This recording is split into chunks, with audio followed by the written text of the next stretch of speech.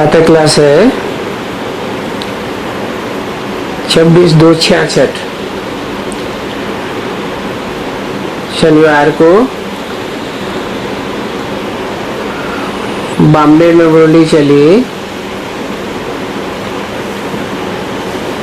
Record है चले आज तुम जहां से।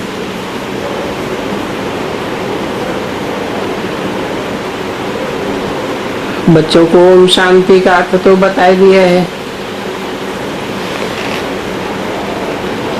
ओम शांति अर्थात मैं आत्मा, और मुझे आत्मा का स्वधर्म है शांत, और मैं आत्मा रहने वाली हूँ निराकारी दुनिया व निर्वाण धाम में।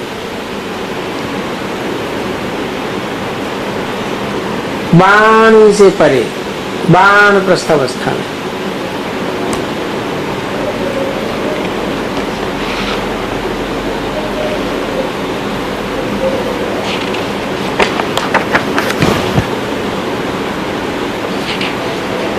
ये वाणी पढ़ी जा चुकी है। हाँ,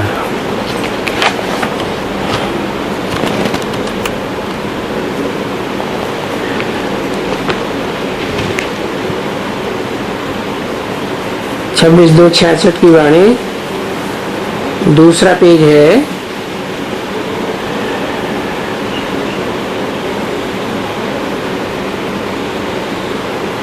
भगवान आया था, फिर भी ये भी भगाने वाला वो भगवान कौन सा है, वो आएगा ना।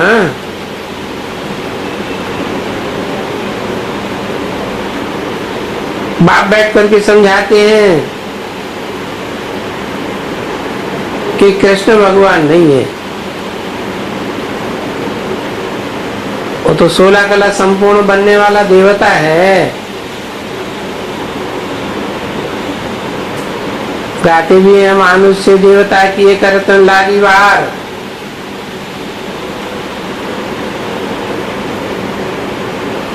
तो वो भगवान नहीं है। भगवान तो नर को नारायण जैसा देवता बनाने वाला है, न कृष्ण भगाने वाला जो तुम समझते हो। भागवत में सुनते आए हो कथा,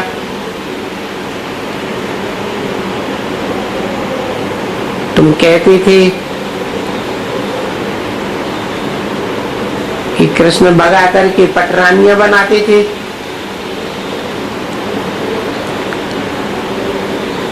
वो पटरानियां कहाँ की बनाते थे?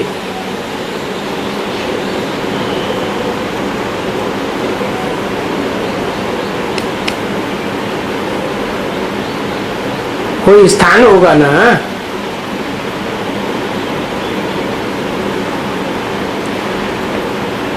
आठ पटरानियां दिखाते हैं।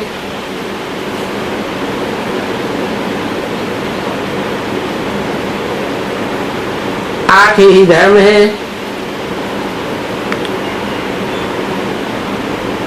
जो देवता धर्म से भिन्न है।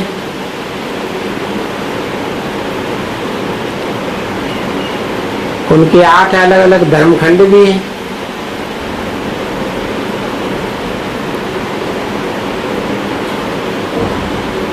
तो देवता बनते बनते,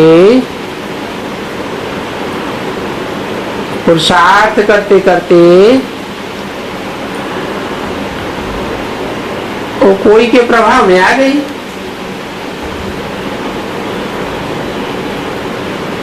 और पट्टे में गिर पड़ी। तो नाम हो गया पटरानी।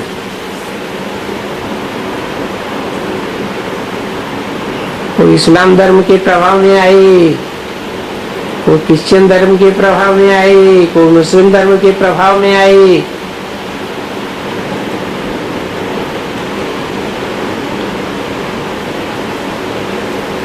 तो शास्त्रों में लिख दिया पटरानी बनाते थे।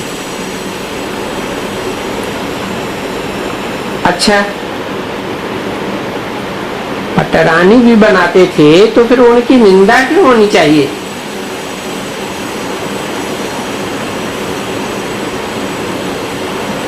इतनी 8 पटरानियां कैसे बना देंगे? तो देखो गालियां दे दी है ना।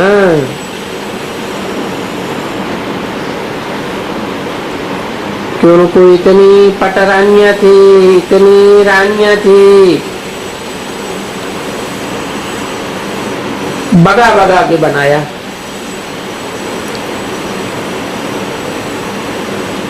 अरे वो बात तो रंग है।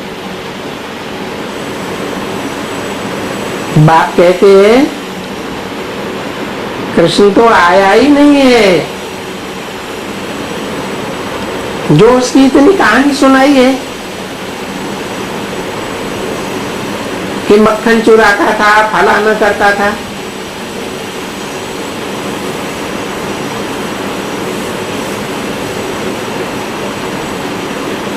वो तो राजा ही के मक्खन की बात है।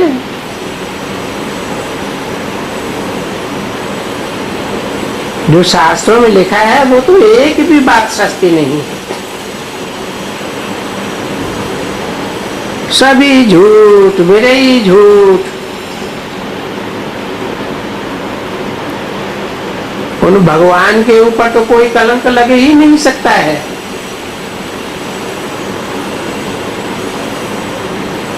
और न ही कोई के यहाँ जाकर के चोरी करते थे, भगाते थे।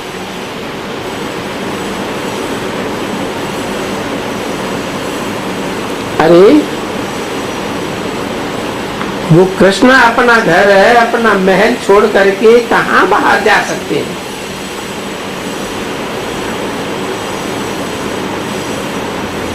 ये बात समझते हो? वो तो राजकुमार था, अपने बड़े महलों का राजकुमार था। तो ये सभी दंत कथाएं हैं।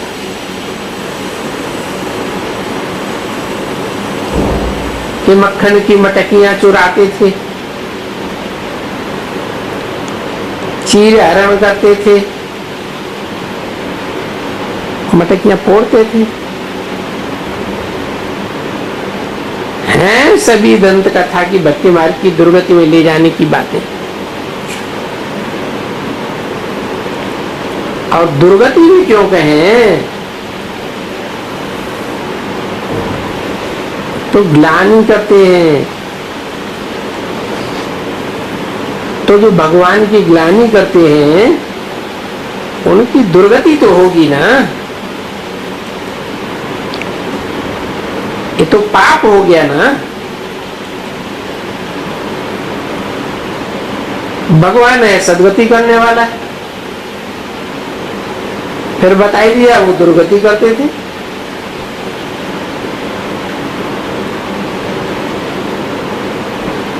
तो देखो दुर्गतियां करते करते इनकी, रामचंद्र की, सीता की, कृष्ण की, फलाने की, कि कितनी गालियां देते रहते, पढ़ते पढ़ते जन्म जन्मांतर गालियां देते रहते हो।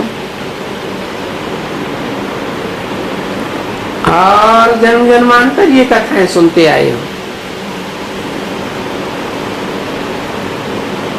फिर रोज कथाएं सुनते रहते हो। तो देखो कितना पाप तुम्हारे ऊपर चढ़ गया। भक्ति मार्ग में तुम पापात्मा कैसे बन गए? जिस भगवान ने आकर के सदगति की उसको दुर्गति करने वाला बना दिया। ये सब बातें बाप बैठ समझाते हैं, बताते हैं कि तुम पुण्यात्मा कैसे बनते हो। सो बाप बैठ करके बच्चों को समझाते हैं कि बच्चे मैं तो कल पहले भी आया था। जो भी पास्ट हुआ है सिंध से लेकर के यहाँ तक, वो कल्प कल्प होता ही रहता है और होता ही रहेगा। फिर भी आएंगे और बाबा आकर के इसमें प्रवेश करेंगे।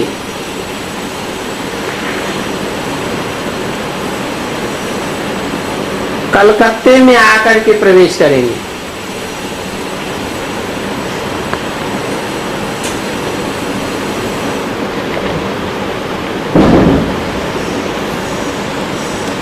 इनको सब कुछ छुड़ा देंगे और फिर इन सब की परवरिश करेंगे।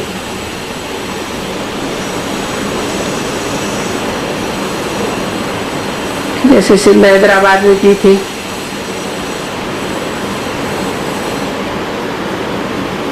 वहां पाकिस्तान में भी की ना।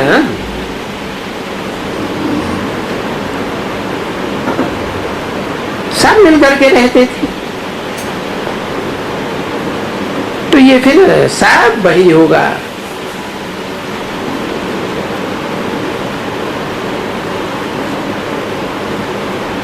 अभी सिर्फ वो ही नहीं होगा, ऐसे समझो कि सतयुग में हम देवी देवताएं थे, पवित्र थे, पीछा त्रेता में भी हम थे, क्योंकि हम जो भारतवासियों को 84 जन्म लेना पड़ा। ये 84 का चक्कर यहाँ गाया जाता है और 84 जन्म तो जरूर पहला जन्म सर्वगुण संपन्न होगा, 16 कला संपूर्ण होगा, सबका बहुत अच्छा जन्म था। और यथा राजा तथा प्रजा, सारी प्रजा भी अच्छी थी, थे तो जरूर नंबरवार, क्योंकि सब तो राजा रानियां नहीं बन सकते।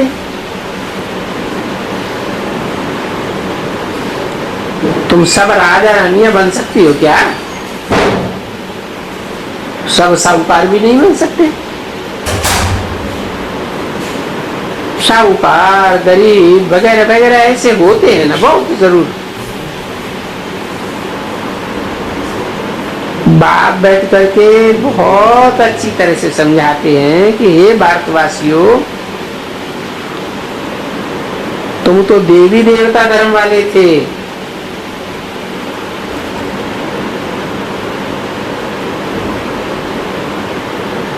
पीछे सत्युग और त्रेता में तुमने 8 जन्म 12 जन्म लिए, क्योंकि 84 जन्म का हिसाब तो चाहिए ना। बाद में और धर्मों में कन्वर्ट होते हैं।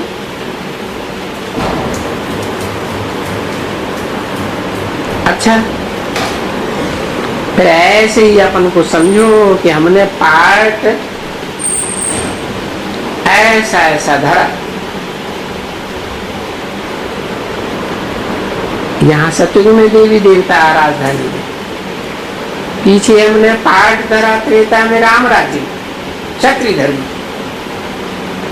फिर हम नीचे आ गए, रावण के राज्य में भिखारी बने।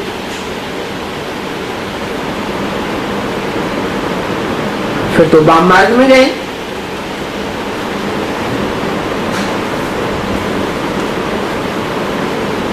एक होता है वाम मार्ग, एक होता है दायां मार्ग। झाड़ में जितने भी धर्म हैं, टहनियां दिखाई गई हैं, कोई दाईं ओर गई है, कोई बाईं ओर गई है।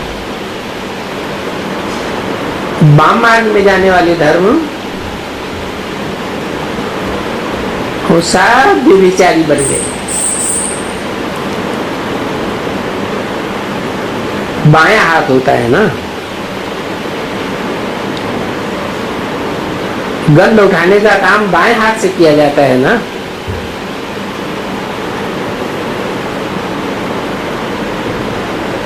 तो देखो द्वापर में भी हम बरोबर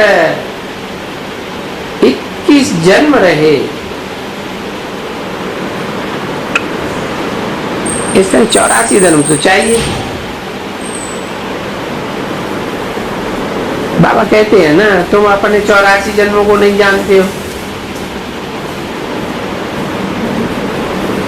तुम भारतवासियों ने पूरे 84 जन्म शुरू से लेकर अंत तक लिए। दूसरे कोई भी धर्म वाले 84 जन्म नहीं लेते।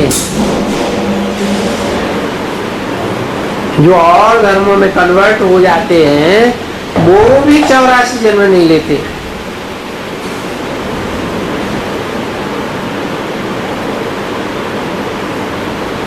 ऐसे नहीं कहेंगे गुरु नानक का ये सिख धर्म।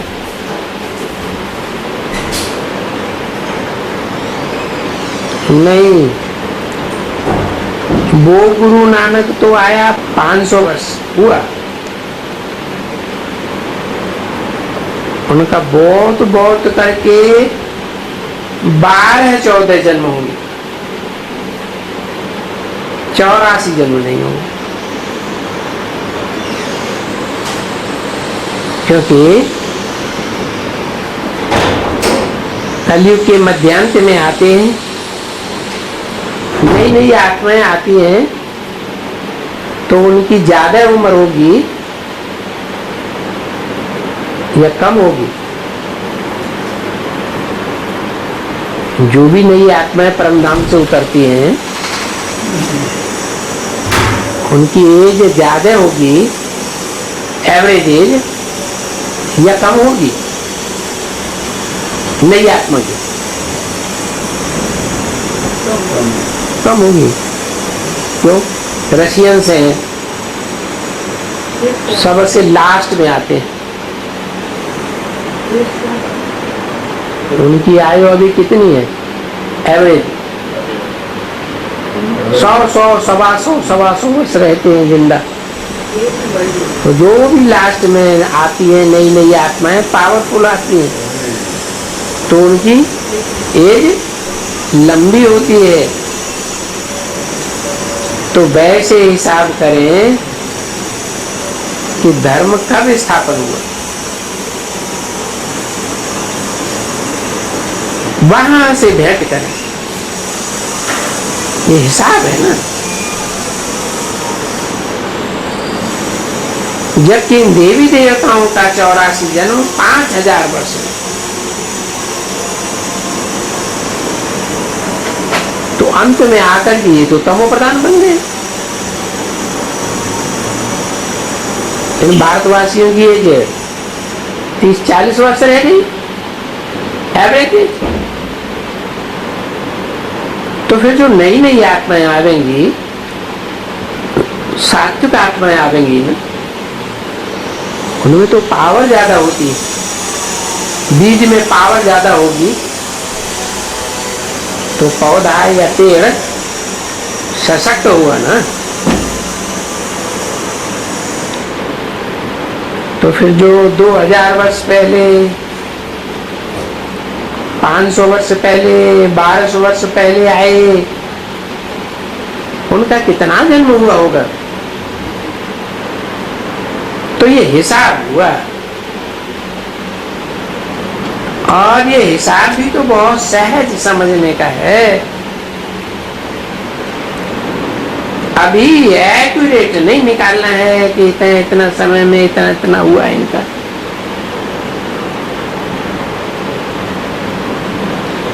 भाई ये क्रिश्चियन लोगों ने 2000 वर्ष में बेशक 61 जन्म लिया होगा।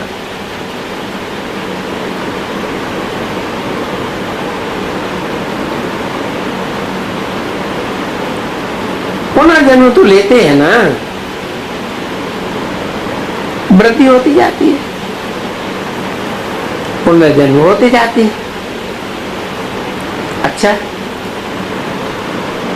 अब तुम बच्चे दिल में अच्छी तरह से ये ख्याल करो, सतयुग, त्रेता, द्वापर और कलयुग,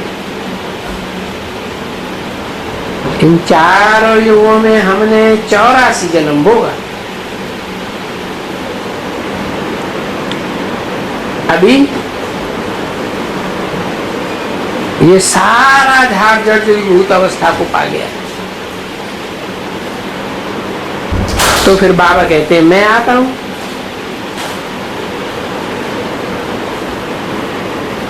जब सारा झाड़ जर्जरीभूत अवस्था को पाता है तो मैं यहाँ इस साधारण बूढ़े तन में आता हूं। ये बात ड्रामा विनोद है।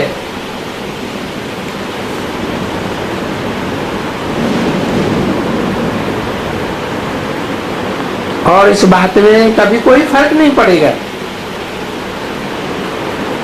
जो भी पास्ट हुआ है सतयुग से लेकर के इस समय तक, वो ड्रामा है। जो बना है वो बनता ही है, चलता ही रहता है, रिपीट होता ही रहेगा। अभी तुमको बेहद की हिस्ट्री में ले आते हैं, ये भी समझाते हैं कि भक्ति मार्ग में अंधश्रद्धा से गुणियों की पूजा होती है, ब्लाइंड फेथ में भक्ति करते रहते हैं, जानते किसी को भी नहीं, भले शिव के मंदिर बनाते हैं परंतु उनको मालूम नहीं है ये शिव कौन है।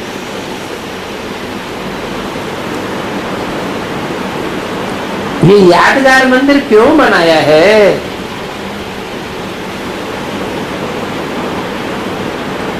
और उनकी पूजा कौन करते हैं। वो लक्ष्मी नारायण इनकी पूजा करते हैं।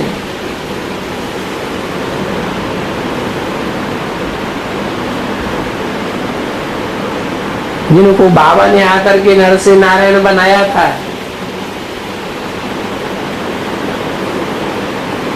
अच्छा, शिव की पूजा क्यों करते हैं?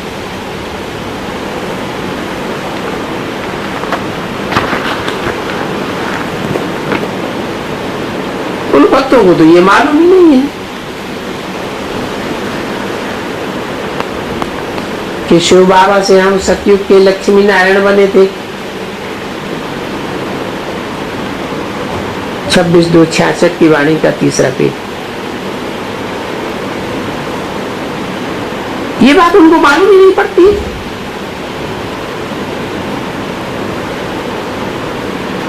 भक्ति शुरू हो जाती है तो शुरू से ही यहाँ ब्लाइंड फेथ, यानी ये भक्ति मार्ग ही ऐसा ब्लाइंड फेथ है।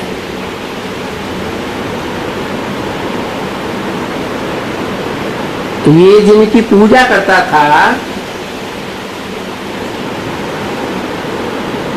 लक्ष्मी नारायण भिन्न नाम रूप में आ गए। 84 जन्म लेते हैं तो नाम रूप तो बदल जाते हैं ना।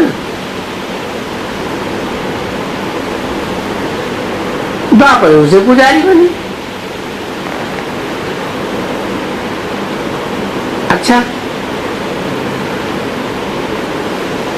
पुजारी बनते हैं तो भी तो राज घराने के होते हैं ना।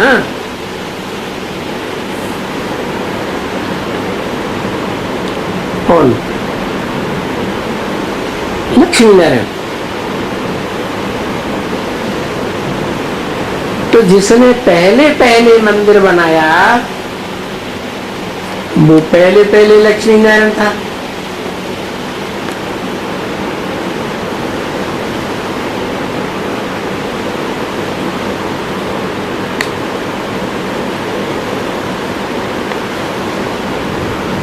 वो जब पूजी से पुजारी बना तो उन्होंने पहले शुरू किया ये सोमनाथ मंदिर बनाने का।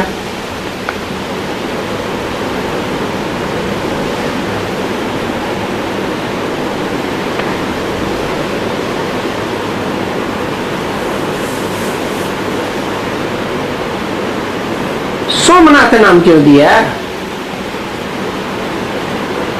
सोम चंद्रमा को कहा जाता है।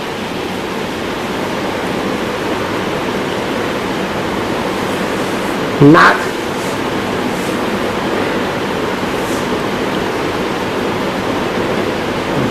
औरतों को नथनियां डाली जाती है ना,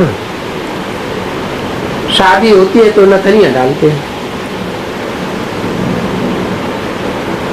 नाम यहां दिया सोमनाथ, अर्थात ज्ञान चंद्रमा का जो पार्ट बजाने वाली आत्मा है उसको कंट्रोल में कर लिया।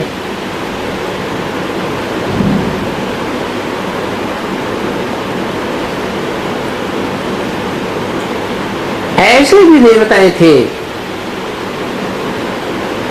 जो फिर वाम मार्ग में आ गए।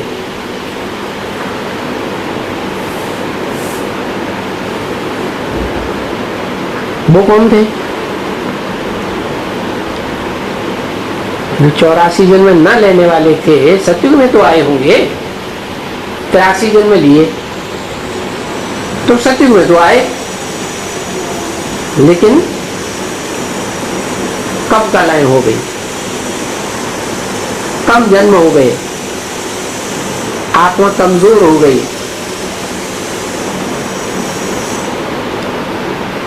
बुद्धि योग पूरा बाप से लगा ही नहीं सके, तो द्वापर युग से वाम मार्ग में चले जाते हैं।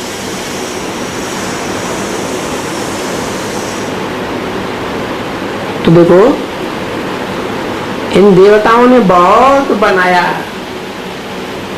और बहुत धन था, ढेर का ढेर धन था, और फिर तुम लोग भी तो थे ना।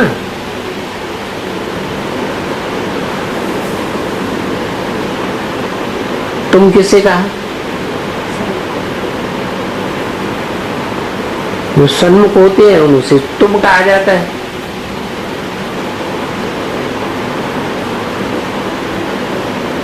तुम भी तो चलते आए हो ना, पुनर्जन्म लेते आए हो ना। अभी तुमने 84 जन्म पूरा किया, अभी बाबा आया हुआ है, आकर के तुम्हारे 84 जन्मों की सारी हिस्ट्री ज्योग्राफी समझाते हैं। तो अभी ये समझो, इस ड्रामा में हम एक्टर्स हैं, आत्माएं सभी एक्टर्स हैं, और हमारा घर है शांति धाम या निर्वाण धाम, जहां से षष्ठी रूपी रंगमंच पर हम पाठ बजाने आते हैं। यहां से दुनिया में आते हैं तो टाकी दुनिया है, निर्वाण धाम में वाणी है ही नहीं, वहां तो शांति ही शांति रहती है। अच्छा, फिर आत्मा का स्वरूप क्या है?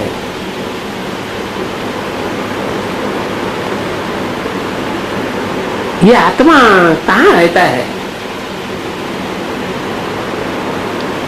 तो बोलते हैं बिंदी है। माताएं बिंदी लगाती है ना,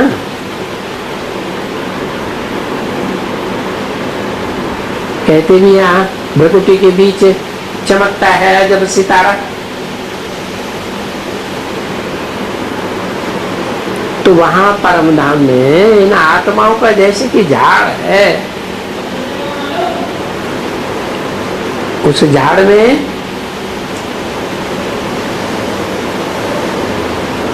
डीटी, इस्लामी, बौद्धी, क्रिश्चियन इत्यादि इत्यादि, ये सब है ना।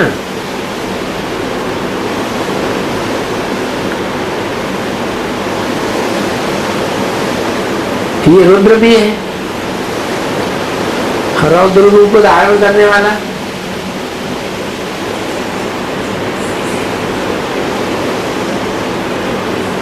जाड़ के चित्र में ऊपर दिखाया गया है ना।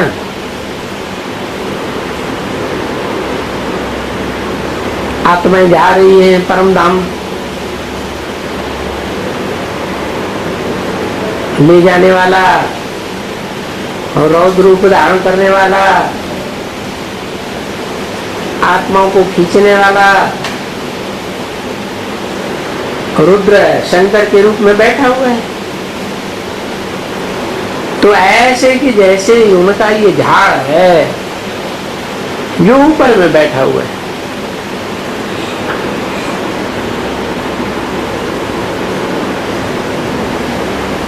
यानी वो परमधाम में भी दूसरा झाड़ है आत्माओं का।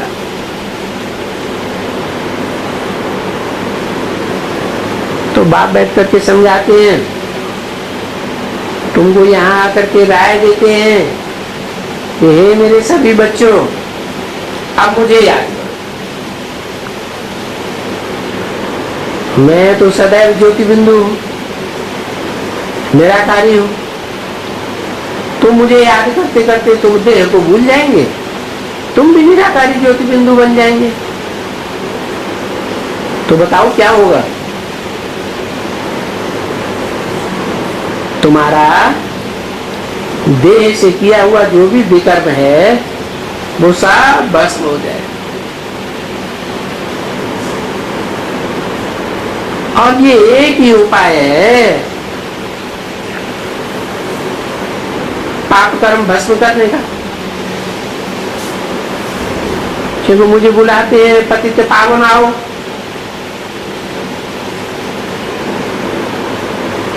तो किस लिए बुलाते हैं?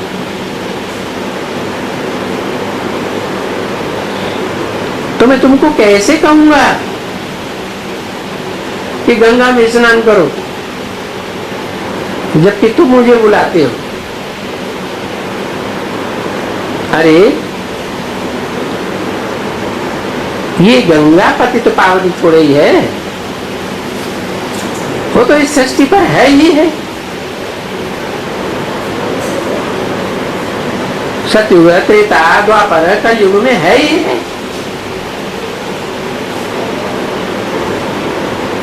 उसको तो नहीं बुलाते, मेरे को बुलाते हो। मैं पतित पावन हूं ना, पतितों को पावन कैसे बनाता हूं? योग सिखलाता हूं ना। योग मन याद कब आती है? योग कब लगता है?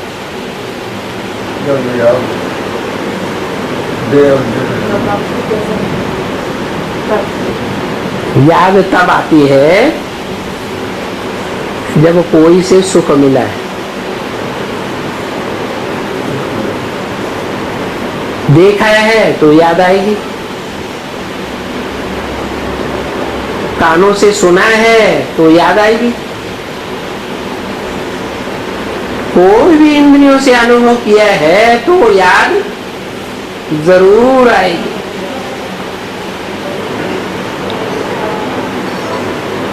तो मैं कहता हूं मुझे याद करो। अब सिर्फ कहने से मुझे याद करो ये बात पूरी हो जाएगी? कहने मात्र से पूरी होगी? है क्या करने से? याद करने से। अभी तो बताया याद कैसे होगी, प्रैक्टिकल में याद कब आती है?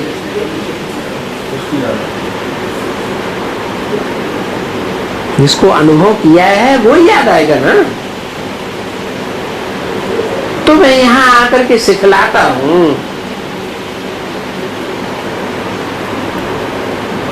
अब योग तो बहुत सिखलाते हैं, बहुत कहते हैं हम प्राचीन भारत का राजयोग सिखलाते हैं। अच्छा, उस योग से क्या हुआ था?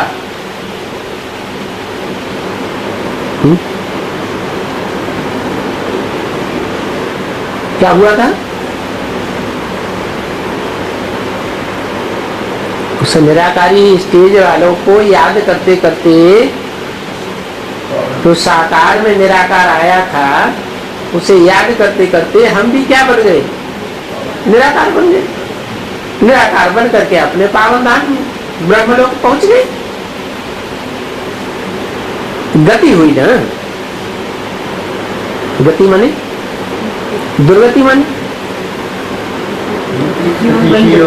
गति माने ऊपर जाना, दुर्गति माने नीचे जाना।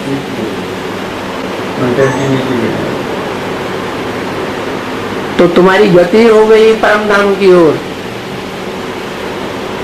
ये बातें कोई जानता ही नहीं है। अभी तुमको योग सिखला रहा हूं।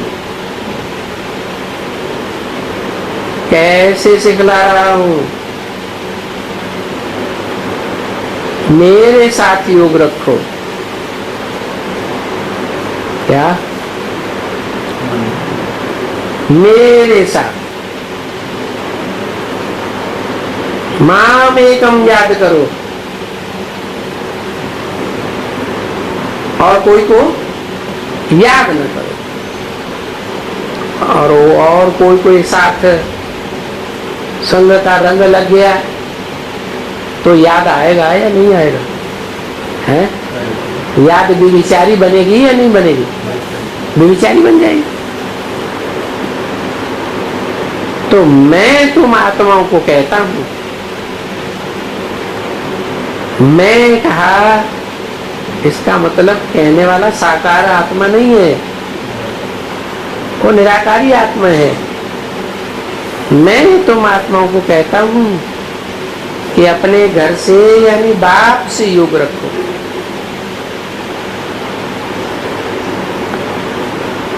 एक तरफ कहते हैं मुझे याद करो, फिर कहते हैं अपने घर से योग रखो।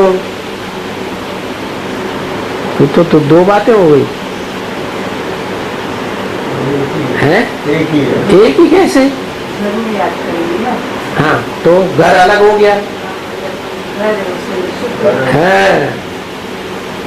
जहाँ मैं मुकर्रर रूप से रहता हूँ, इस दुनिया में आया हूँ, तो मैं तो एक व्यापी हूँ ना। तो जिसमें मैं हूँ वो मेरा घर हुआ ना। तो मुझे भी याद करो, मैं घर को याद करो।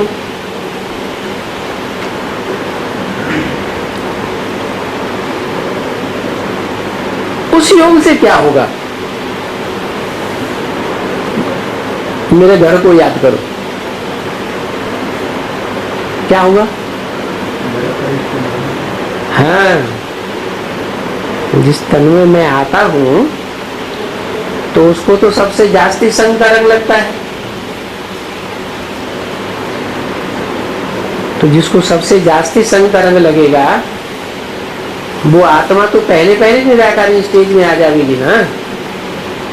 और मैं कहता हूँ मैं आता हूँ तो तुम बच्चों को आप समान बनाता हूँ, आप समान बना करके ले जाता हूँ। आप समान माने आत्मिक स्थिति में स्थिर करा के ले जाता हूँ। ऐसे नहीं मेरे अंदर देहभान है तो मेरे संग के रंग से तुमको देहभान लग जाएगा। ऐसे नहीं कि मैं जिस तन में प्रवेश करता हूँ उसमें संपूर्ण स्टेज में देहभान रहता है नहीं। वो भी जब संपूर्ण स्टेज बनती है जिसकी यादगार में वो चित्र बनाए जाते हैं, संगर क्या करता है? कुछ भी नहीं, क्योंकि करना धरना तो कर्मेंद्रियों से देह से होता है ना, और याद कर्मेंद्रियों से होती है।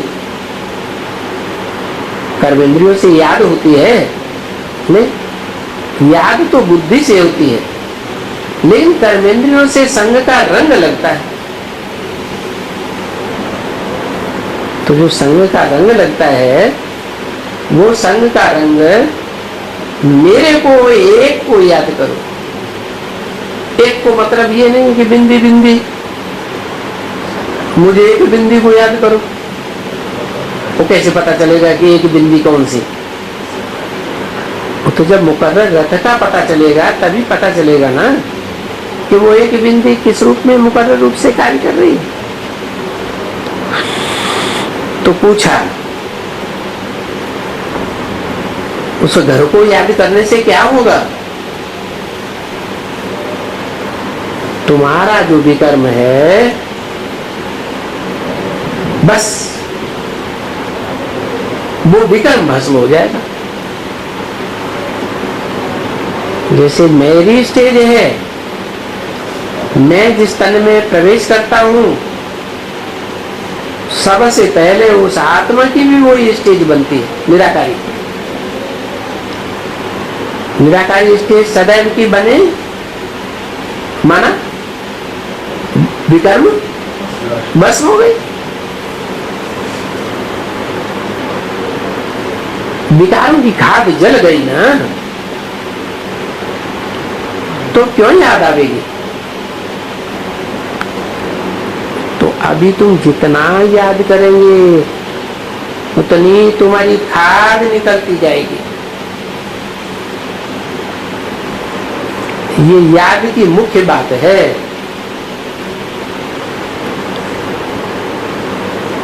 चौरासी जन्मों को तो समझाई दिया। और फिर है दूसरी बात, पतित से पावन कैसे बनो? पतितों का संग करते करते पतित बन गए। अब एक पावन का संग करो। ये नॉलेज तो तुमको दे दिया कि सृष्टि का ये 84 का चक्कर तुम कैसे लेते हो, कैसे नीचे गिरते हो। 84 जन्म कर्मेंद्रियों से सुख भोगते भोगते तुम नीचे गिर गए। ऐसे नहीं द्वापर कलयुग में ही नीचे गिरे, सतयुग त्रेता में भी इंद्रियों से सुख भोगा या नहीं भोगा? हाँ, इतना है कि सतयुग त्रेता में सूक्ष्म इंद्रियों से, ज्ञान इंद्रियों से सुख भोगा, और द्वापर कलयुग में जो स्थूल इंद्रिय है उनसे सुख भोगा। तो सतयुग त्रेता में तुम धीरे धीरे नीचे उतरते हो, द्वापर कलयुग में तेजी से नीचे गिरते हो।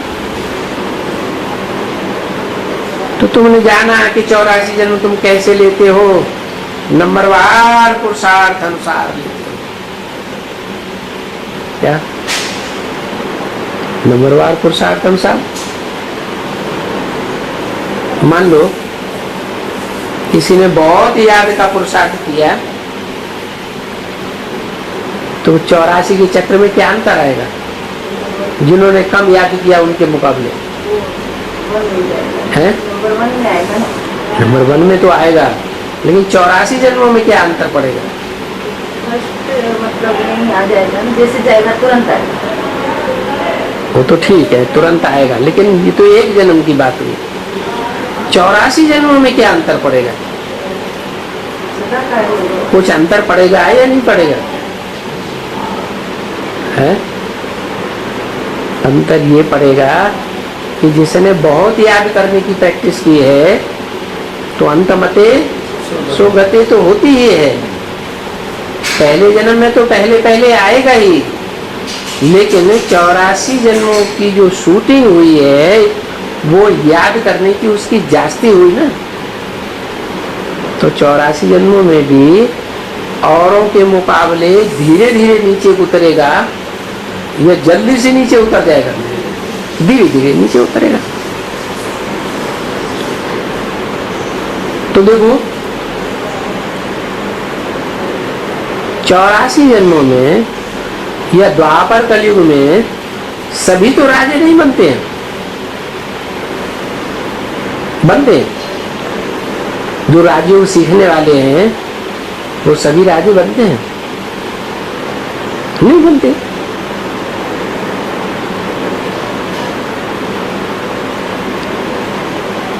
तुम बिल्कुल ही पवित्र थे, और वहां यथा राजा रानी तथा प्रजा सभी पवित्र थे, और अभी सभी पतित हैं।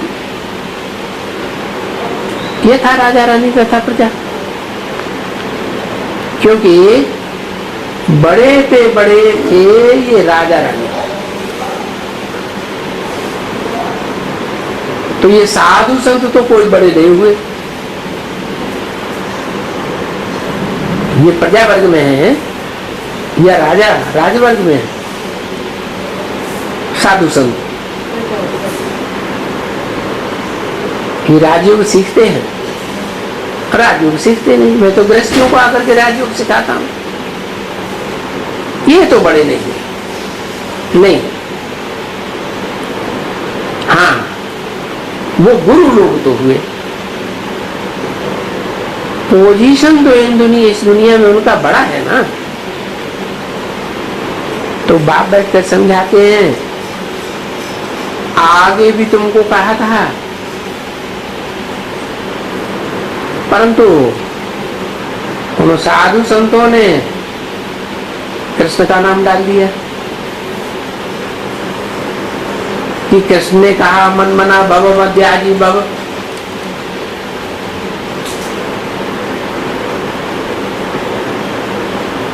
ऐसी याद की गहराई में जा कि मेरे मन में समा जा, मेरे में समा जा। मध्याजी भव, मेरे लिए यजन कर। यजन माने जो भी कर्म कर ईश्वरीय सेवा का, वो ईश्वर के लिए कर। पर वो मध्याजी भव और मन मना भव कहने वाला कृष्ण तो नहीं था।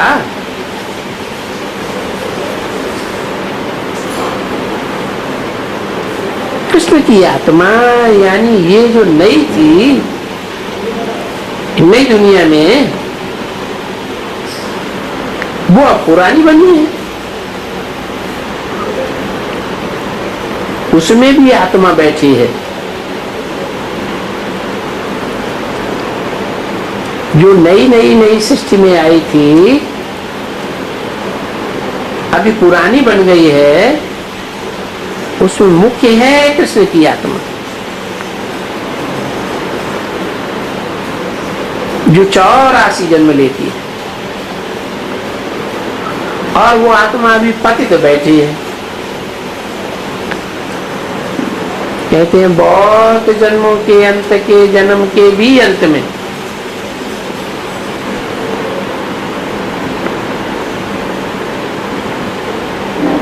मैं इसके तन में प्रवेश करता हूं।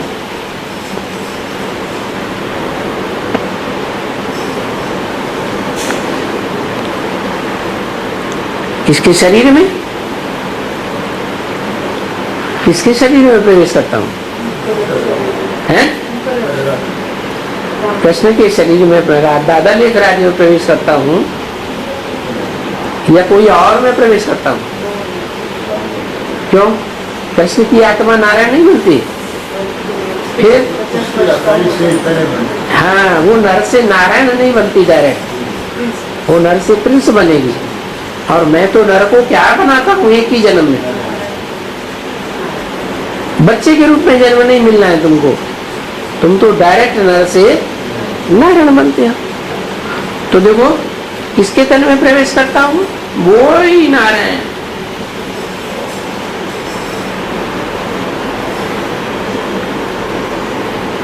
फिर कृष्ण पहले है, नारायण तो बाद में लेते हैं।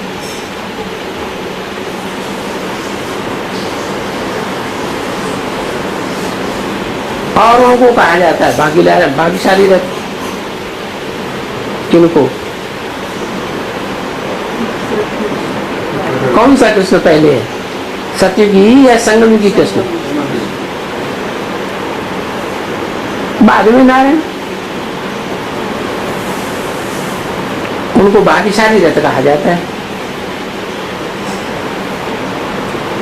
तो बरोबर भाग्यशाली हुआ ना। जिसमें मैं आकर के प्रवेश करता हूं। क्यों भाग्यशाली रथ है?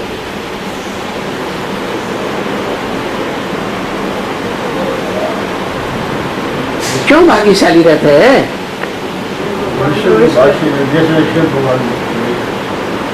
यही तो भाग्यशाली हुआ ना, जो फिर पढ़ करके पहले नंबर में आता है। कौन आता है पहले नंबर में? कितने नारायण हैं? टोटल नारायणों की संख्या कितनी? 9 नारायण, 8 का 837 होते हैं। संगम युग के मुख्य नारायण को तो भूल गए। 9 नारायण है, 9 नाथ है। नाथ द्वारा कहा जाता है ना, 9 नाथ है, 9 नारायण है, 9 ही मुख्य धर्म पिताएं हैं, जो भगवान पर भरोसा करते हैं। तो वो ही कृष्ण पढ़ करके फिर नारायण बनता है।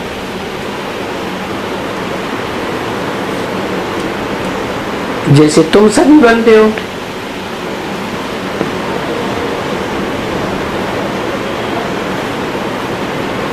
भाग्यशाली बनते हो ना।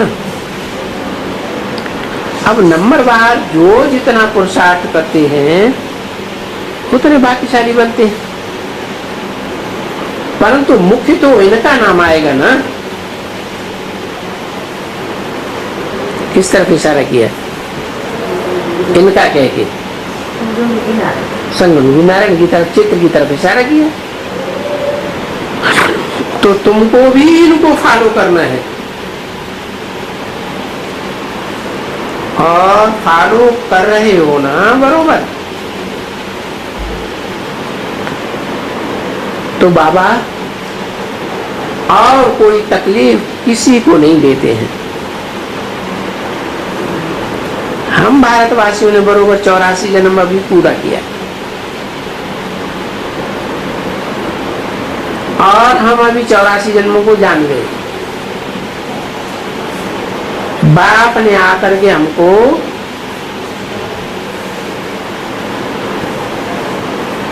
अपना बनाया। आगे भी कहा था तुमको, जो गीता में लिखा हुआ है, हे अर्जुन तू अपने जन्मों को नहीं जानता, मैं तेरे को बताता हूं। आगे भी तुम 84 जन्मों को नहीं जानते। अभी तुमको बैठ करके समझाते हैं कि तुम आदि सनातन देवी देवता धर्म के थे।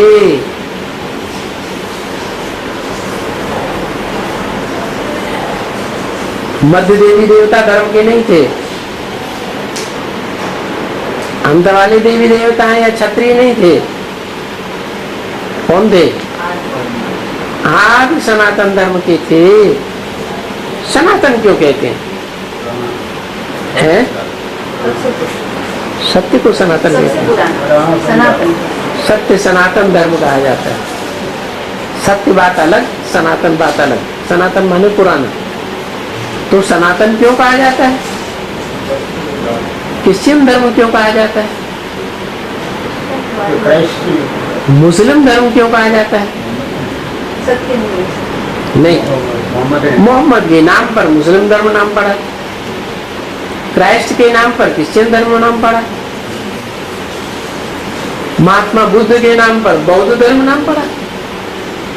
तो तुम्हारा सनातन धर्म का नाम कैसे पड़ा?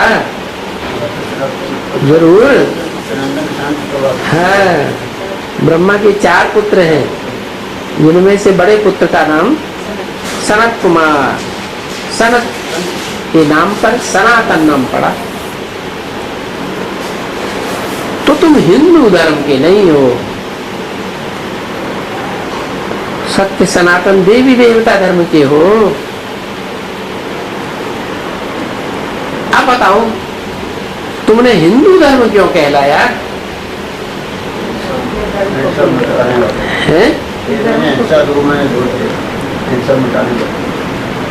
कौन? हिंदू। हिंग माने हिंसा, दू माने दुईते माने नष्ट करने वाले।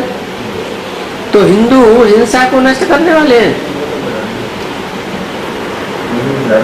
अपने धर्म तो हिंदू धर्म क्यों नाम कहलाया? भूल गए ना तो नहीं,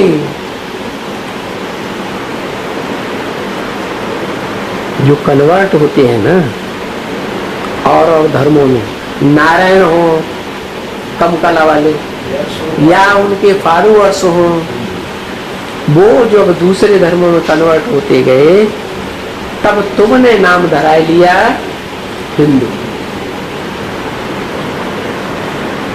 हिंदू धर्म के तुम नहीं हो। वास्तव में ये नाम धराने, हिंदू धर्म कहलाने की शूटिंग यहाँ होती है संगम। दो प्रकार के ब्रह्मा कुमार हैं, एक मुखवंशावली, कुखवंशावली। तो जो कुखवंशावली ब्राह्मण हैं, जो मुख की बोली हुई बात मुरलियों को नहीं मानते, वो कुखवंशावली अभी ये समझे बैठे हैं कि हम हिंसा काम विकार की दूर करने वाले हैं। और ये जो एडवांस पार्टी है, शंकर पार्टी है, ये हिंसा बढ़ा रही है। इसलिए हम असल हिंदू हैं। हिंद माने काम विकार की हिंसा, और दो माने दो ही थे, दूर करने वाले। तो यहां से फाउंडेशन पड़ा हिंदू कहने। अरे तुम तो हिंदू धर्म के नहीं हो, क्यों अपने को हिंदू धर्म कहलाया? कि तुम धर्म श्रेष्ठ और सर्वश्रेष्ठ थे ना। पीछे रावण आया तो धर्म भ्रष्ट और कर्म भ्रष्ट हो गए। अपन को देवी देवता कहलाने से लज्जा आने लगी।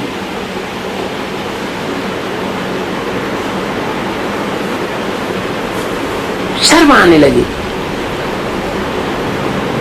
इसलिए तुमने सत्य सनातन देवी देवता धर्म का नाम बदल करके हिंदू कहलाना शुरू कर दिया।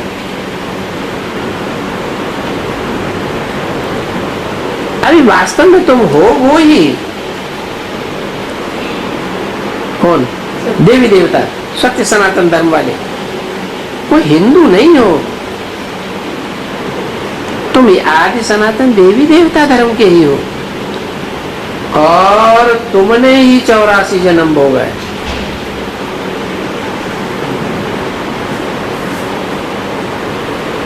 क्यों हिंदू कहते हो? क्योंकि तुम पतित बन गए थे। तुम किससे कहा?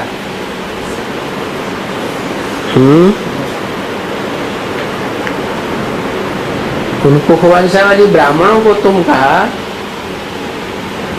या एडवांस पार्टी में जो रुद्रमाला के मणके हैं उनको तुम कहा। तुम पतित बन गए। अभी भी तुम हो। यहां तो कोई दूसरा भारतवासी नहीं है। दूसरा माने जो इस्लाम धर्म में कन्वर्ट होकर चला गया हो, बौद्ध धर्म में कन्वर्ट होकर के चला गया हो,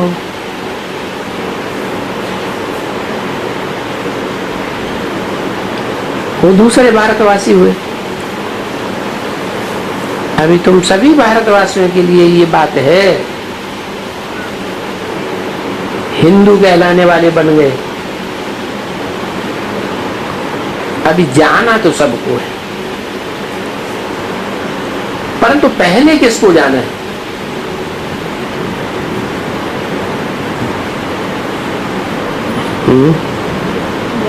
जो दूसरे धर्मों में कन्वर्ट होंगे वो भी यहाँ हैं मौजूद।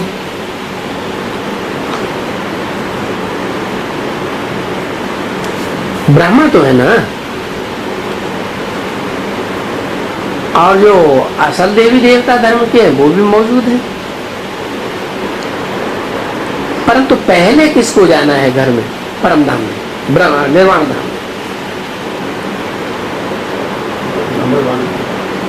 तुम भारतवासियों को जाना है, जिनको कहते हैं सनातन, आदि सनातन। तो आदि सनातन सत्युग के फर्स्ट जन्म वालों को कहेंगे या संगम युग वालों को कहेंगे? आदि कहाँ से हुई? संगम से आदि हुई। तो तुमको पहले जाना है जरूर, क्योंकि आना ही फिर तुम भारतवासियों को ही है देवता बनने के लिए। तो पहले तुम जाएंगे। तो देखो ये बारात है,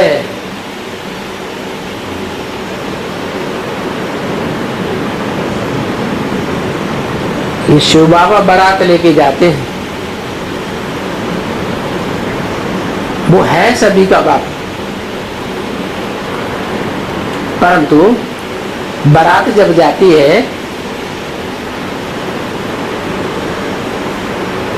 तो आगे पीछे कुछ होते हैं या नहीं होते हैं? पहले घराती होते हैं, फिर बाराती होते हैं। फादर भी तो कह देते हैं ना, पहले तो सजनिया छीछी तमो प्रदान हो गई, तो उनको पहले गुलगुल करेंगे, सतो प्रदान बनावेंगे, पावन बनावेंगे।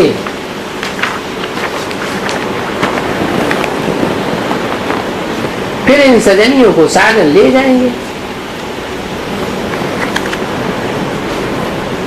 क्योंकि जो आत्माएं पतित बन गई हैं उनको पावन बना करके साथ में ले जाएंगे।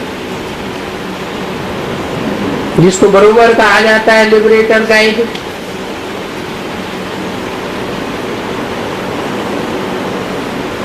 दुख से छुड़ाते हैं तो लिबरेटर हुआ, फिर हमको शांति धाम में ले जाएंगे।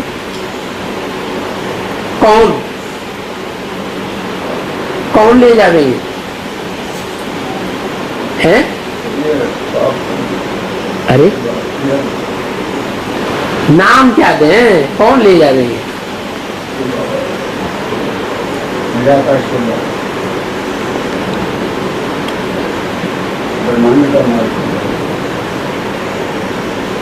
जब अंतिम विनाश होगा तो शिव बाबा इस सृष्टि पर होगा है, इसलिए बोला कौन ले जाएंगे? बाबा ले जाएंगे। वो साकार जो झाड़ के चित्र के ऊपर दिखाया है, तुम बच्चों को नैनों पर बिठा कर ले जाऊंगा, और दो आंखों पे इतनी 500 करोड़ आत्माएं कैसे बैठेंगी? चलो नंबरवार बैठेंगी तो दृष्टि से खींचने की बात है ना। बाबा ले जाए, बाबा साकार निराकार को कहा जाता है। तो बताओ कौन सा बाबा? बेहद का बाबा। हद कहते हैं 200-250 करोड़ क्रिश्चियंस का बाप, वो हद का बाप है या बेहद का बाबा है? क्या कहें? हद का। और जो सारी मनुष्य सृष्टि का पिता है वो भी बेहद का, और आत्माओं का जो बाप है वो भी बेहद का है। अच्छा, ओम शांति।